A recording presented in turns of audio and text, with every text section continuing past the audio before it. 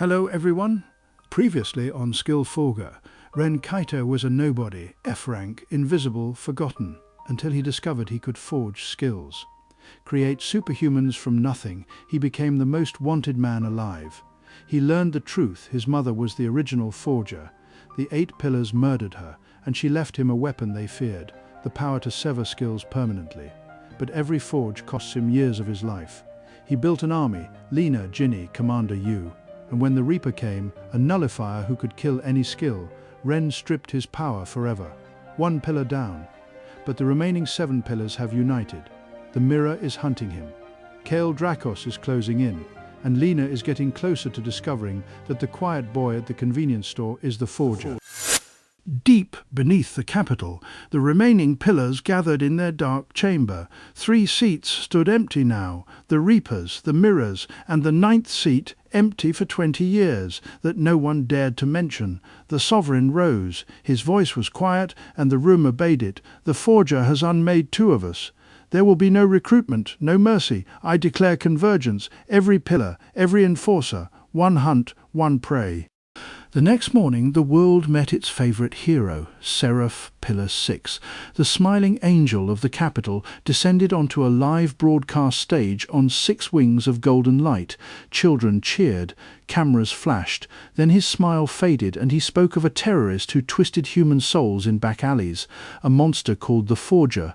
By nightfall the bounty was the largest in history, and the whole world was watching for a boy in a white mask. The team watched the broadcast in the safe house, the light of the screen flickering across tired faces. Ginny turned up the volume. Lina's fists frosted over. Commander Yu said nothing for a long time. Then he spoke. "The Bureau Council is caving. They will demand your head to save their own." Ren stared at the sketch of his mask on the screen. The world he had saved piece by piece was being taught to hate him. In a basement office that smelled of dust and old money, Kael Drakos received a guest. Mr. Choi slid a folder across the table.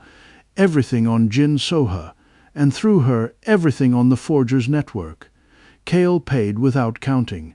After Choi left, Kael sat alone with the folder and a photograph of a young man's face, Ren Kaito, the boy who had taken everything from him. He struck a match and watched it burn down to his fingers. Not yet. First, the world would know the name. Lina spread her evidence across her dorm room floor: the black glove, the witness sketches, the map of forge sites, and a new thread she could not let go. Every forge happened on a night the quiet boy from the convenience store was not working. She stared at the work schedule she had copied from the store's back wall. Her breath came out as frost. It could not be him. It could not be. That night Lina followed Ren from the store. He moved like someone who had learned to disappear, doubling back, cutting through alleys. She tracked him from the rooftops, silent as falling snow, hating herself with every step.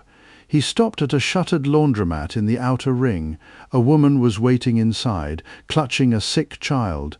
Lina watched through the skylight as Ren pulled a white mask from his coat. Golden light filled the laundromat. The child's broken skill reformed into something warm and bright, and the mother wept into Ren's shoulder. On the rooftop Lina did not move, the glove in her pocket, the coffee at the counter, all the nights she had told him about the forger, and the way he had smiled and said nothing. When Ren stepped out into the alley, the temperature dropped 40 degrees. Lina stood in the frost, eyes glowing pale blue. "Take off the mask, Ren." He took it off. For a long moment neither of them spoke. Then Lena's voice cracked. "I told you everything. I told you I was hunting him. I sat at your counter and you let me talk to your face about finding you." Ren reached toward her. The air froze so hard it burned. "Do not," she said. She turned, and the frost swallowed her footsteps. Ashen found Ren an hour later, still standing in the alley, holding the mask like something dead. Lena walked the frozen river until dawn. She thought of the warehouse, the weakest skill in the world, the masked stranger who had rebuilt her from nothing and vanished without taking a single thing in return. She thought of a boy at a counter who always remembered how she took her coffee. At sunrise she came back. Ren was still there. She hit him once, hard in the chest. Then she pulled him into a hug that cracked his ribs. "Never lie to me again. Never." The order came down at noon. Commander Yu Hansel was to deliver the forger's identity to the council within 72 hours, or face charges of treason. Yu stood before the council in his decorated coat, one sleeve pinned and empty. He thought of his daughter alive because a stranger had paid with his own life to save her. He unpinned his medals one by one and laid them on the table. "Then you had better charge me." He walked out. 14 loyal agents walked out with him. Kale Drakos sold the world a face, every network, every feed, every screen in the city at once. Ren Kaito, 19 years old, convenience store clerk. The forger by morning. His apartment was behind police tape, and strangers stood outside Hannah's store taking photographs. Ren watched his own life end on a borrowed phone in a bureau van. Ginny put a hand on his shoulder. Breathe. He could not remember how. They moved him under the city through maintenance tunnels. Ginny knew by heart. A bureau black site, scrubbed from every record, became home. Concrete walls, cots, a single window of grey sky. Sarah set up an infirmary. Mr. Kang checked the locks twice, then a third time. Ashen prowled the perimeter in cat form, refusing to sleep.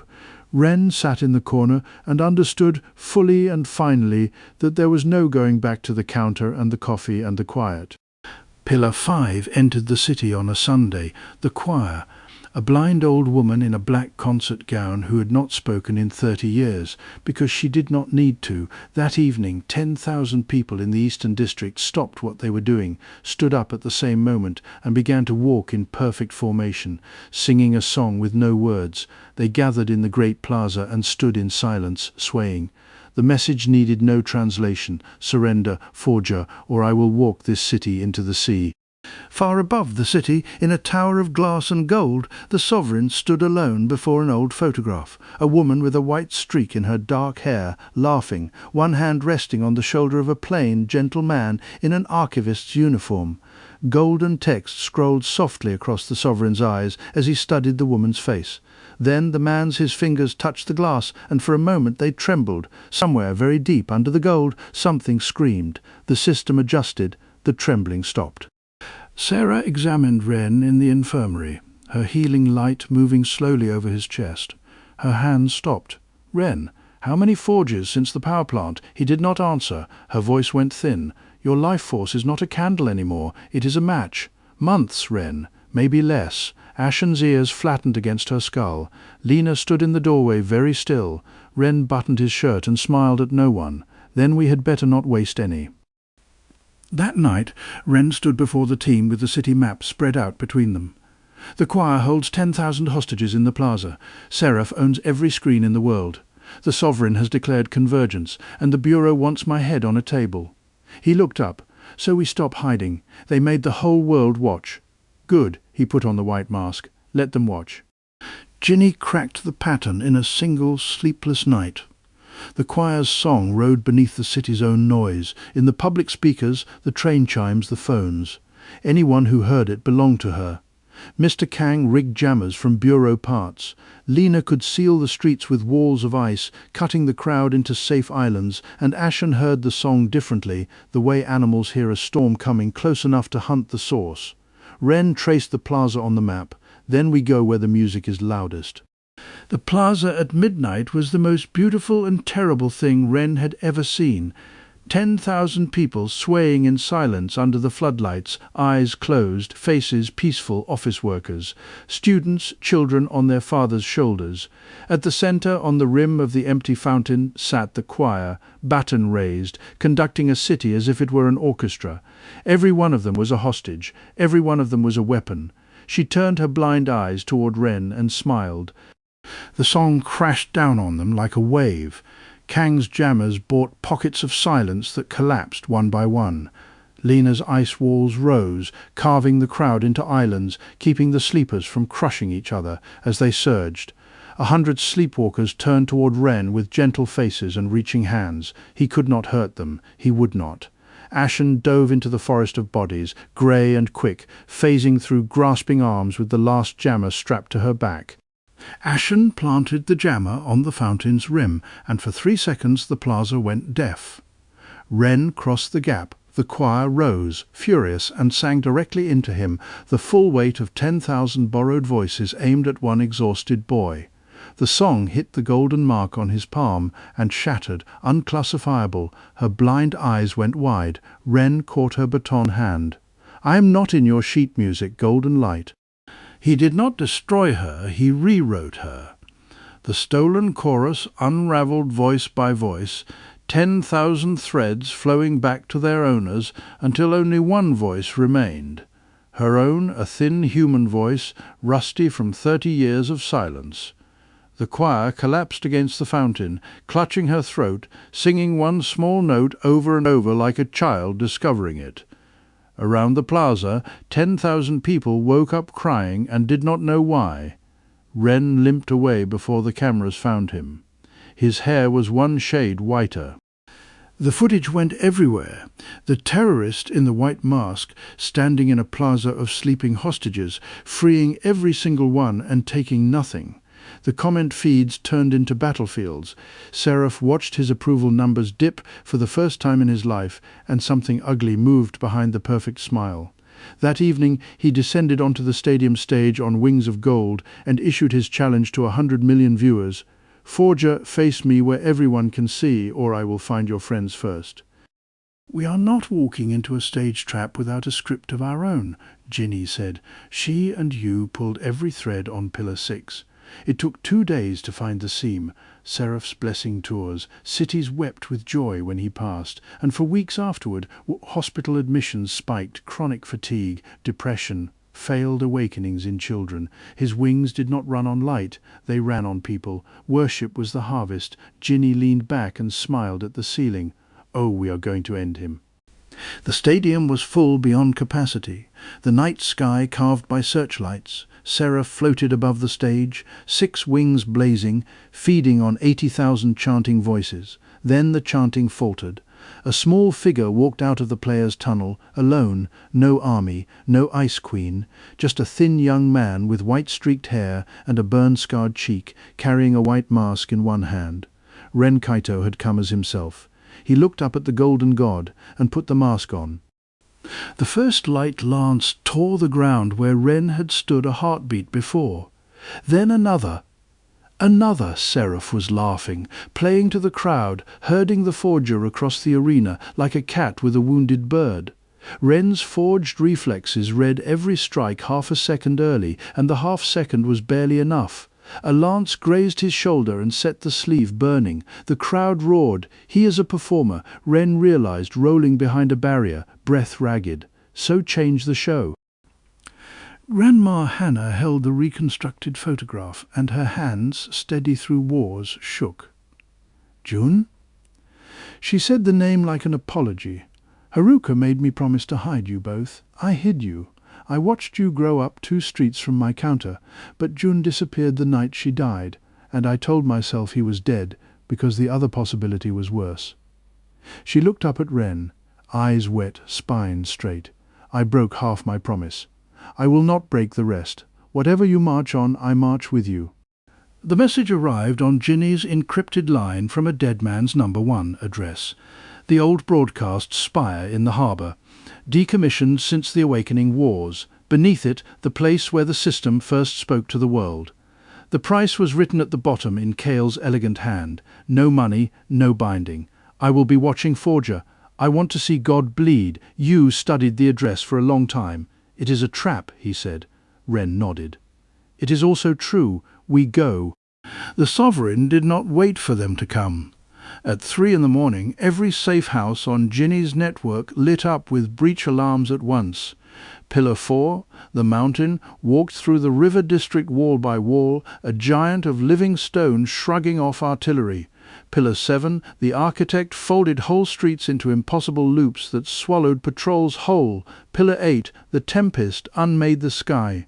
The purge night had begun, and the black site's door rang like a bell under the first fist of stone.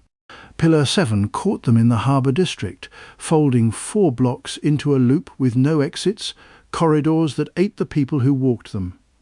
Panic bloomed. Then Wei Yuna stepped forward and let her cracked skin catch the folded light.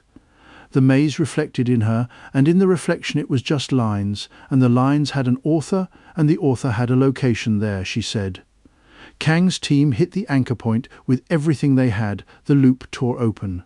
Ren was waiting on the other side, palm burning gold. The architect had never once been touched in his life, and it showed 1 grip, 1 severance, 5 pillars down. Pillar 8 came for them over the water, a hurricane wearing the shape of a man. The evacuation boats were still loading. Lena walked out onto the harbour alone, and the sea began to harden behind her heels. What followed entered legend. The storm threw the ocean at her, and she froze the ocean. He threw lightning, and she raised mirrors of ice that returned it to sender. The temperature fell and fell until the rain hung motionless in the air like beads of glass, and inside that stillness the Ice Queen walked up a staircase of frozen wind and put the tempest to sleep in a cathedral of frost. When she came back down, the boats were safe. She was smiling. Every screen in the stadium flickered at once. Ginny's voice, calm and clear, filled the arena. Ladies and gentlemen, tonight's real program. Hospital records scrolled 10 meters tall, faces of exhausted children. Vitality scans before and after blessing tours, side by side. The chanting died. Seraph screamed and hurled a sun into the stands where the screens fed from. Ice met light. Lena stood revealed on the stadium rim, arms spread, holding a frozen dome over 3,000 people, her white hair whipping in the pressure wind. The crowd saw a pillar burn its own audience, and they saw an ally of the forgers save them. Seraph came down at Ren with everything he had left, 6 wings folded into a spear of light. No performance now, just murder. Ren stood his ground, counting the half-seconds, and at the last one he stepped inside the dive and caught Seraph's ankle. Golden light met golden light.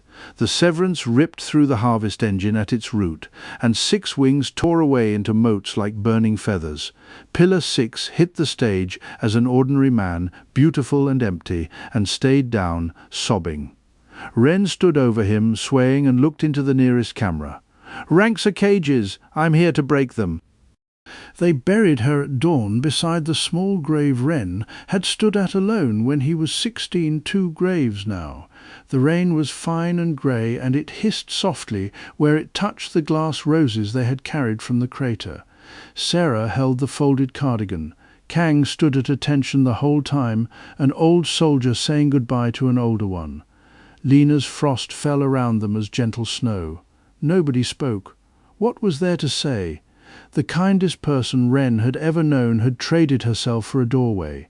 He collapsed before he reached the tunnel. Sarah worked on him for 3 hours, her light trembling. When he woke, the room was dark, and Lena was asleep in the chair beside his cot. Her fingers laced through his frost patterns, blooming gently on the blanket where her breath fell. His hair in the window's reflection was more white than black now. "Weeks," Sarah had said quietly to the wall when she thought he could not hear. He watched Lena sleep and made every one of those weeks a promise. The sovereign's answer came without armies. He walked alone into the Bureau's central command, past every gun and every ward, and spoke one word. Kneel. 300 trained agents knelt, not compelled but rewritten, their bodies obeying a grammar older than their wills. He stepped over them to the council table and laid down a single sheet of gold. The city watched the footage in absolute silence. Nobody fights a sentence. Nobody argues with the period at the end of the world. The knock on the black site's door was soft. Wei Yuna stood in the rain, and the team almost did not recognize her. The mirror skin was cracked now, veined like broken porcelain, and through the cracks looked out something tired and human. "I did not come to fight," she said. "Everything I ever copied is gone. What is left of me only shows the truth." She looked at Ren, "And you deserve to see one." She held out her hand, and her palm became a memory. They saw it together, reflected in her broken skin. The Pillar's chamber 20 years ago, a thin, gentle man in an archivist's uniform, kneeling over a woman's body, screaming at machines of golden text descending through the ceiling. Haruka Kaito lay still. The golden text poured into the screaming man like water into an empty jar. When he stood up, his grief was gone, and his eyes scrolled with light. Ashen caught Ren as his legs went out from under him. The sovereign had his father's face. Jun Kaito, Ren said the name out loud for the first time in his life. His mother's journal had never written it, and now he understood why she had hidden them both. The love of a man she could not protect. The system had taken the emptiest vessel grief could carve and worn his father as a crown for 20 years. Ren sat with the journal all night. He did not cry. He read her last line over and over. Forge your own path. Do not become them at dawn. He closed the book. I am going to bring him home, or bury him. Out, everyone, out now. Use loyalists hauled equipment and wounded into the tunnels while the walls wept dust. The mountain's silhouette filled the loading dock, stone grinding on stone. Grandma Hannah set down the box of medical supplies she was carrying, took off her cardigan, folded it neatly, and handed it to Sarah. "Hold this for me, dear." She rolled up her sleeves as she walked toward the dock. The air around her began to smell of summer roses, and then it began to burn. The world learned that night why they had called her the Burning Rose. Fire took her like a memory, petals of flame unfolding from her shoulders. Her white bun a wick of gold, the mountain swung a fist that could crack bridges. She met it barehanded, and the stone screamed. She was 70 years old, and she fought like a garden in a hurricane. Beautiful, slow everywhere, petal by petal, she peeled his stone away, and when his molten core stood exposed, she embraced it like an old friend. They found her in the crater when the light died, lying in a ring of glass roses. The mountain reduced to a hill of cooling slag around her. Ren fell to his knees beside her. Her white hair was ash. Her eyes were calm. She reached up and touched the tears on his face with a burned hand. "You look just like your mother when you cry," she whispered. "Don't. Live." Her hand fell. The first hero of the awakening wars was gone, and the boy she had guarded for 3 years screamed into the smoke. Ren stopped sleeping after that. He planned, he trained, he burned through his last weeks like a man spending someone else's money. Ashen cornered him in the tunnel mouth on the 4th night. "You should be dead already," she said quietly. "You know that. The backlash, the severances, the math does not work. Ren." He went very still. She held up her hand, and a thin golden thread glimmered between her palm and his chest. "You saved a dying stray in an alley. The forge tied us. I have been paying you my years every day for 3 years. Did you never wonder why a cat became a girl and kept aging?" "No." Ren's voice came out raw. He clawed at the golden thread and could not touch it. "Take it back. I never asked." "You never ask," Ashen snapped, ears flat, eyes wet and furious. "That is the whole problem with you. You bleed for 10,000 strangers, and you will not take one drop from family." She stood nose to nose with him, a stray facing down a storm. "I was dying in the garbage, and you knelt down in the snow. You do not get to teach me that love only goes one direction." Ren turned away. For 2 days they did not speak, and both of them broke a little more each hour. Mr. Choi picked the wrong week to collect. He appeared at the tunnel gate with pillar credentials and a smile, offering to forget Ginny's location fee if she delivered the team's escape route.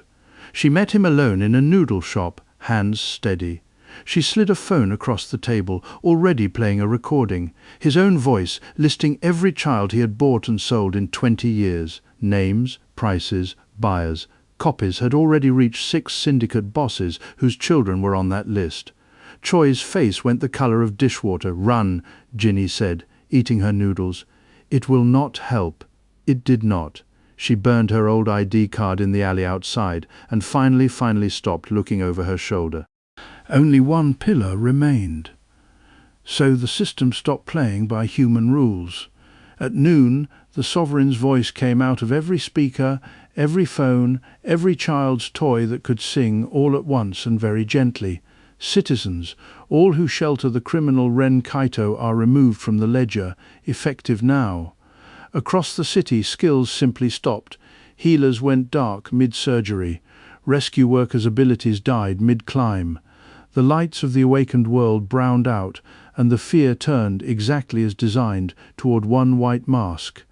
The system did not need to defeat them. It only needed to build the world for their courage. "You cannot sever him like the others," Wei Yuna said in the tunnel dark, and they gathered close around her cracked light. "I copied the sovereign once for 3 seconds years ago. It nearly ended me." She looked up. "There is no skill in that body to destroy. There is no man in that body to save. Not the way you hope. There is a door in that body. The system keeps it open and wears what is left of the doorman." She turned her palm and showed them a reflection of golden text, endless and patient. "Kill the body, and the door just opens somewhere else. You have to close the ledger itself." The blind shopkeeper did not look surprised when Ren pushed open the door with the little melodies still playing. "You have her eyes," he said again, and set the music box on the counter without being asked. Under its winding drum, folded down to nothing, was the last page of his mother's journal. The page she had torn out herself. Ren read it once, in silence. "The system has a root. The first entry, under the spire where it first awoke and first ranked a human soul. Severance at the root ends the ledger for good, and beneath that, in a shaking hand, the price is everything the forger has, and everything the forger is." Ren did not tell them what the page said. He told them the plan, the route, the timing, and let them believe the price was the usual price. Then he spent one day writing letters he hid inside his coat. Sarah found him anyway, the way healers find wounds. She read his life force in silence, and her eyes filled, and she did not argue with him. That frightened him more than anything had all year. She pressed a small vial into his palm. "For the pain," she said at the end.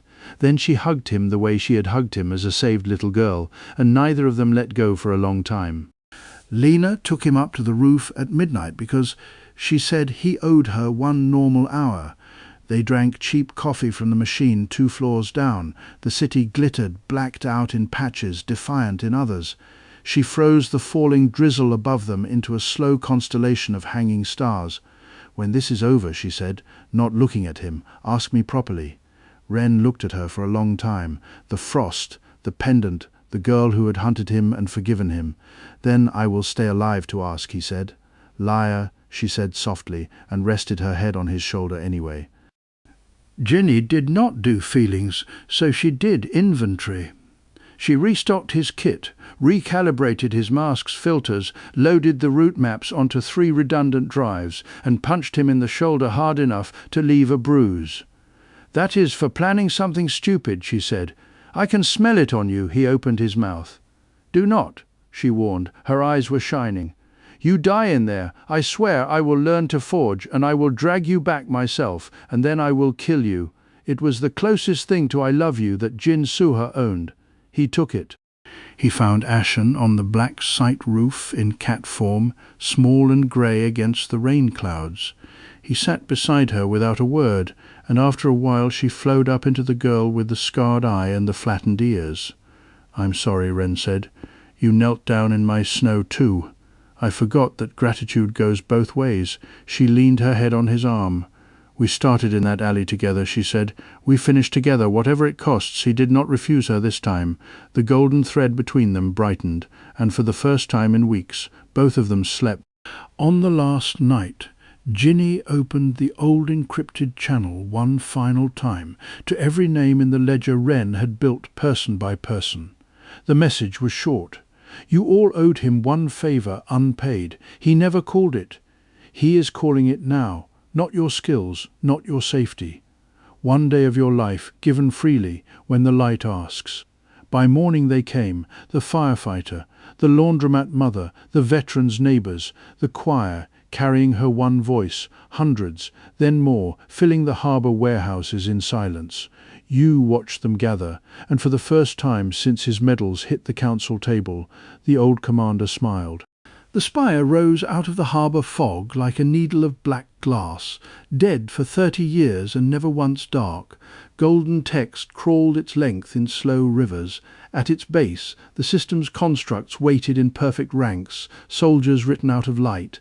Ren walked at the front of his impossible army, the forged, the freed, the Bureau's last honest guns. The rain stopped over their heads, and Lena's ice caught the dawn like banners. Somewhere above, behind glass and gold, his father's face watched them come. The sovereign's voice fell over the harbour like a hand closing, suspended, and nothing happened. The forged army kept walking. Ren's people had never been in the ledger to begin with, every one of them rewritten by an unclassifiable hand into entries the system could not pass. F rank, the machine had called him 3 years ago and filed him under error. Now an army of errors marched on its tower. For the first time in 30 years, the golden rivers on the spire stuttered. The constructs hit them at the sea wall, and the harbour became a war of light and weather. Lena split the sky, carving safe ground out of the storm of light. Kang anchored the line, regenerating through wounds that would have dropped a young man twice over. Wei Yuna walked among the constructs and reflected them into each other, sentences colliding into gibberish. The choir stood on a shipping container and sang one small human note, and the forged around her held the line like it was a hymn. Push, Yu's voice cracked across the comms. Push, the door is everything. Kale was waiting at the service hatch exactly where his message had promised, leaning against 30 years of rust in a spotless black suit. "You look terrible," he told Ren, and unlocked the door with a key that officially did not exist. The black market had tunneled into everything, even God's basement. He led them down through the dead corridors, Ren, Ashen, Ginny, and Yu humming quietly to himself. "Why are you doing this?" Yu demanded. Kale's ruined smile flickered in the dark. "He took my empire with one hand. Commander, I always follow the value." Inside, the spire was not a building. It was a library of everyone. Crystals of golden text rose in endless shelves, one for every awakened soul, ranked and stacked and humming. Ginny found her own crystal and stared at the small print of her life. Yu found his daughter's Ashen's did not exist at all. Ren stood alone on a shelf built for one flickering, half-written, the word unclassifiable circling it like a moth. "Do not touch anything," Ginny whispered. The library was already turning its pages toward them. The sovereign's voice came out of the shelves, intimate as a lover. "Kale Dracos, the ledger remembers your debt bind. I can restore it. I can double it.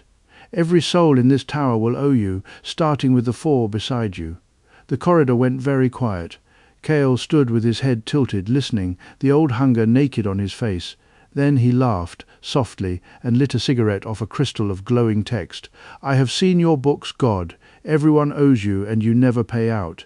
He exhaled smoke at the ceiling. "I hate monopolies." The shelves went cold. "Move," he said. "It knows the shortcut now." The wardens came at the stairwell, constructs wearing the shapes of every agent the system had ever ranked. Yu shoved the others through the bulkhead and set his back against it. "Commander," Ren shouted. Yu checked his rifle one-handed, the way 30 years of war had taught him, and smiled through the closing gap. "I gave my daughter to your light boy. Let an old man guard a door. Go close the ledger." The bulkhead sealed through the steel. For a long time they heard him firing in steady, unhurried threes. The top of the spire was a single room the size of a cathedral, and it was set for dinner. A small table, 2 chairs, 2 plates, one dusty, one clean. The sovereign stood at the window with his hands behind his back, golden text pouring down the glass around his reflection. "Welcome home, son," he said, in a voice that had read 1 billion souls and understood none of them. "Sit, your mother will be along shortly." Ashen's fur rose, Ginny went white. 20 years, and the system was still replaying the last evening a gentle archivist had ever hoped for.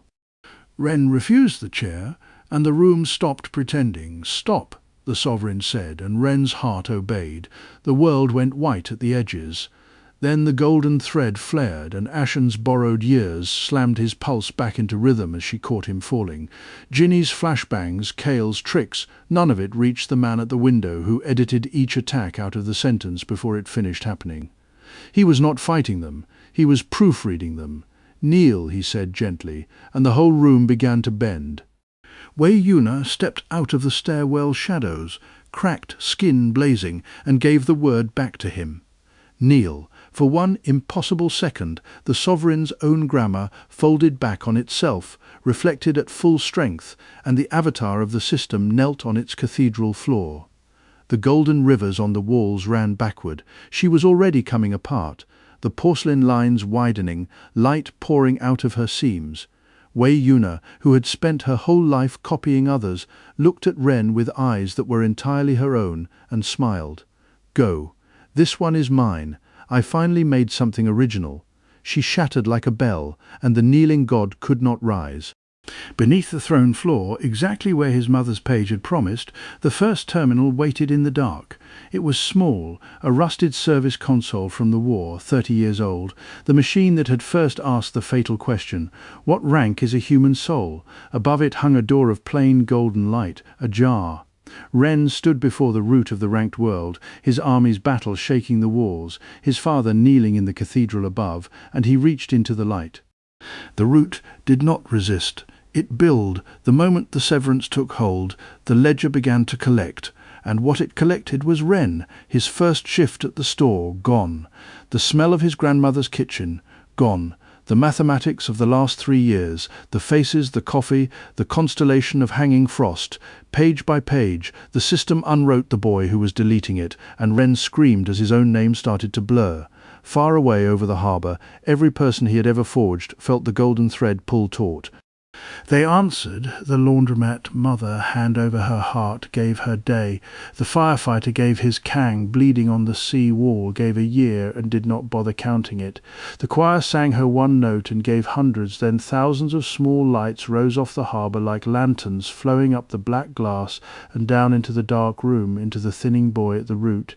His name came back first, then the kitchen, then the coffee. Ashen pressed both hands flat against his back and opened the thread wide. Together, she said, "Finish it." Inside the light, the golden text drained out of Jun Kaito like a tide going home, and what it left behind was a thin, gentle man kneeling in a ruined cathedral, holding his son's face in 2 human hands. He was already dying. 20 years of being hollowed leaves, nothing to come back to. But his eyes were his own, and they were full, and they knew exactly who they were looking at. "You have her eyes," he whispered. "Forge your own path. I am so proud the first forger's husband died free, in his son's arms, while the ledger of the whole world came apart above them like golden snow." One entry remained hanging alone in the ruins of the root, his own skill forge, unclassifiable, the last power in the world that could ever rewrite a soul warm in his hand, asking, "Keep me, and no one ever has to be weak again." Ren thought of a bank robbery, of Min Jun's manic grin, of a penthouse, a leash and a god wearing his father. Anyone who owned this would become them eventually, even him. Especially him, his mother's handwriting steady at the very end. "Do not become them." Ren smiled, thanked his power for the alley and the cat, and every saved stranger, and deleted the entry. The spire exhaled 30 years of golden text into the morning sky, and it fell over the city like first snow. In academy halls, rank badges flickered and went blank. Hospital wards lit back up mid-heartbeat as every suspension lifted forever. The constructs on the seawall dissolved into ordinary morning light. In the sudden ringing quiet, an army of the forged stood blinking in the golden snowfall. Powers intact, price tags gone. High above the harbour, the needle of black glass finally went dark. The ledger was closed. Ren woke up. That in itself was the miracle. Sarah was asleep upright in the chair. Lena's hand was wrapped around his, and morning was pouring through actual curtains. His hair was still white, the scar still curled down his cheek. He raised his right palm. The gear and scale mark was a faint silver line now, a scar like any other scar. He reached inward for the forge out of habit and found a quiet, ordinary nothing. Ren Kaito, 19 years old, unclassifiable, wept with his whole chest, and could not have said which half of it was grief. The world did not end without its ledger. It exhaled, skills remained, but the numbers were gone, and with the numbers went the cages. The academies, having no ranks left to reject anyone by, were forced to ask a harder question.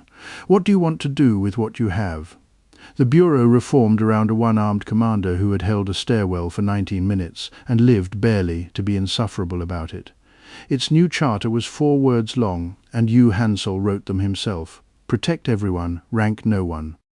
They buried Wei Yuna's shards in a garden where the light could always reach them, and children who had never heard of the 8 pillars would later swear that the flower beds sometimes showed you your own face kinder than your mirror did.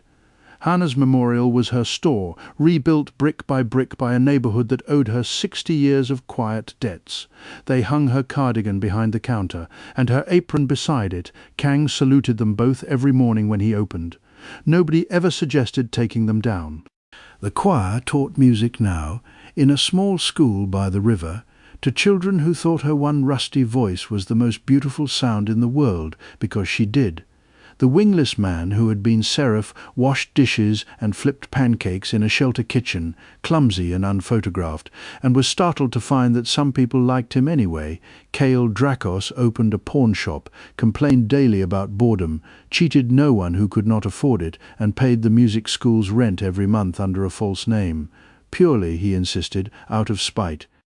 The office above the noodle shop said Sohar and Company Finders in gold paint on frosted glass. Ginny found the people the old world had lost, runaways sold the way she had been sold, names erased from records, debts that had outlived their debtors. Kang worked the door and the coffee machine. His daughter did the books on weekends, and the wall behind Ginny's desk held a single burned corner of an old ID card, framed as a reminder that some things stay dead. Business was terrible for profits and magnificent for sleep. She had never been richer. Sarah enrolled in medical school like a normal girl, which she found hilarious.